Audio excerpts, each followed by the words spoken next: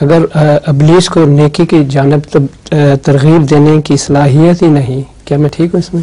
کیا ابلیس کو نیکی کی جانب ترغیب دینے کی صلاحیت ہی نہیں، آپ کو کس سے پتہ چلا؟ حضور یہ اسے اختیار نہیں ہے کہ نیکی. کہاں لکھا قرآن نے کبھی روکا کسی کا اختیار نیکی؟ ابلیس کو اللہ تعالیٰ نے مہلت دی، اسے مہلت دی، اس کے کہنے پر دی ہے. اچھا. اور مہلت کے ساتھ پابند تو نہیں کیا کہ تمہیں کبھی بھی نیکی نہیں کرنی. قرآن کریم میں شیطان کے حوالے سے آتا ہے کہ اس موقع پر، ایک جنگ کے موقع پر اس کی جو بھی تعبیر ہو، یہ پتہ چلتا ہے کہ اس نے کہا کہ میں تو اللہ سے ڈرتا ہوں، میں تو جا رہا ہوں.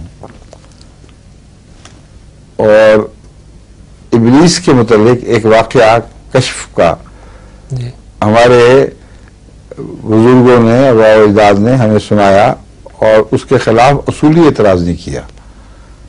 وہ واقعہ یہ ہے کہ ایک شخص تھا جو نماز کا بہت پابند تھا. ایک دفعہ اس کی ایک نماز ضائع ہو گئی، صبح کی نماز. اب یہاں لوگ جو اتنی نماز ضائع کرتے ہیں ذرا سن لیتے یہ بات. اس پہ اتنا رویا کہ سارا دن اس کی ہچکیاں بندھی رہی.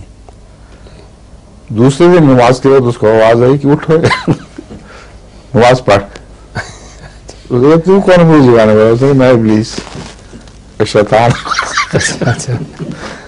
تو نمازوں سے روکنے کے لیے آیا ہے، تجھے کیا سوجی آج؟ اس نے کہا کل جو میں نے غلطی کی تھی میں اب تک پچھتا رہا ہوں. تیرا پچھتانا اتنا پسند آیا اللہ کو کہ ایک کی بجائے تجھے کتنی نمازوں کا ثواب مل گیا ہے.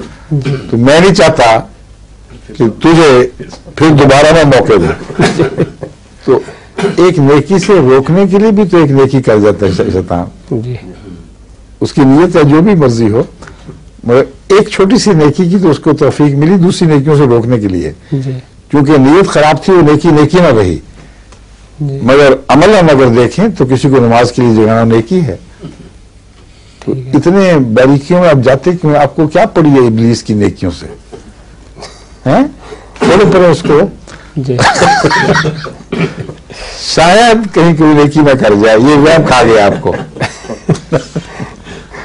اگر کر جائے تو ٹھیک ہے، کرنے دیں اس کو، ہمیں کیسے.